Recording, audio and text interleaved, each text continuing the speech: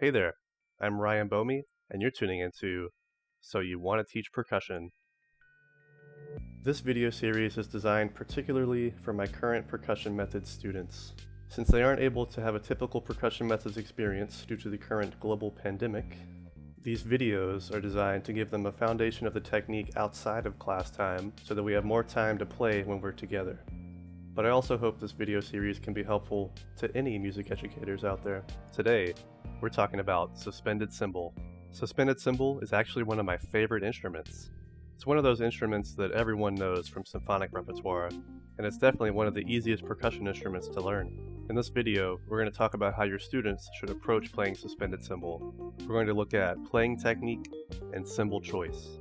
And by the end of this video, I think you'll find that playing suspended cymbal is actually quite swell. First, we're going to talk about playing technique. We're skipping playing position for right now because the playing position for suspended cymbal is pretty much identical to the playing position for snare drum, which we already covered in Fundamental Technique Part 1.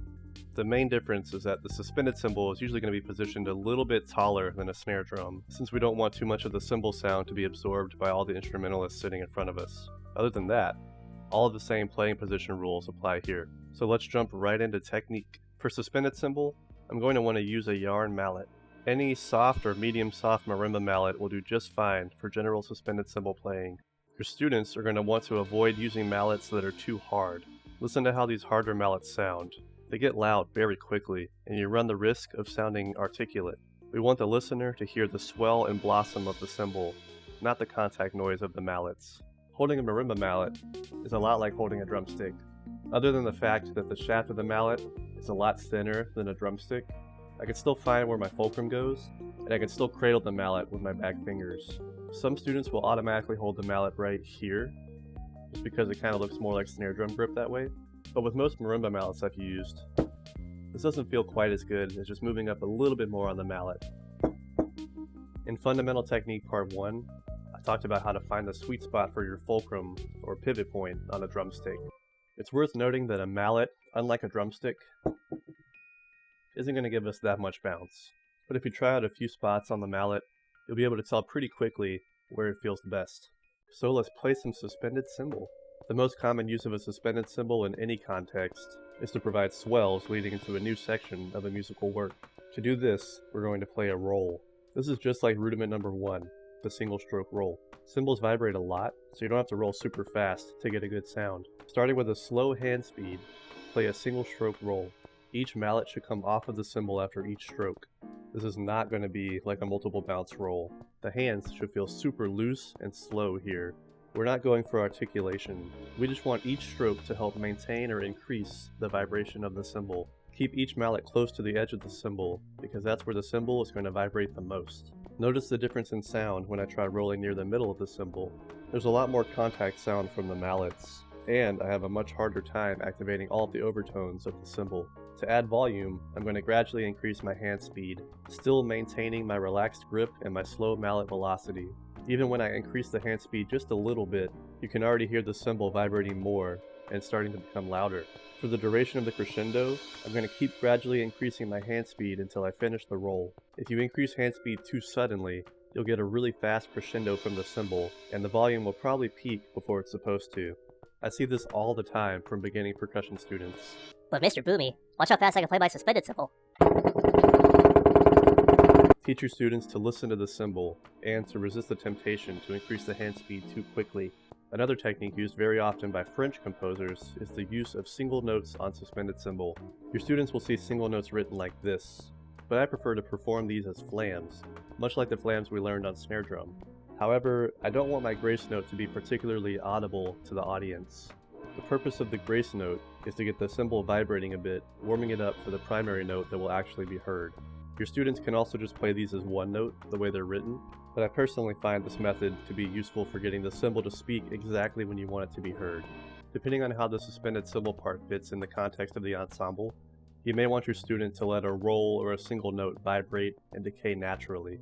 But sometimes a composer wants a roll to crescendo and then stop suddenly, probably to match whatever's going on in the rest of the ensemble. To make that happen, your students need to know how to muffle. Luckily, It's very easy. I'll demonstrate with some single notes first. To muffle a vibrating cymbal, just grab the edge with one or two hands. Remember, the edge of a cymbal is the point of most vibration, so grabbing the edge is going to be the most efficient way to cut out the sound quickly. If I try to muffle the sound by putting my hands near the middle of the cymbal, you'll notice that it's hard for me to muffle all of the sound. The same muffling concept applies to rolls. After finishing a roll, I'll grab the cymbal with one or two hands. If it's an especially loud roll, I'm probably going to use both hands to muffle, since the cymbal is going to be vibrating more at the louder dynamic.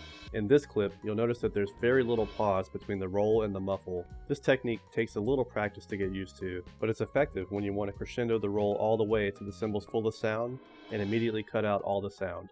And that's pretty much all it takes to play a suspended cymbal. Because it's such a simple concept, some students may not take it seriously at first, but once they know how to pace their crescendos and make good sounds, they'll know what to listen for, and they'll realize the beauty of the suspended cymbal. Now we're going to talk about cymbal choice.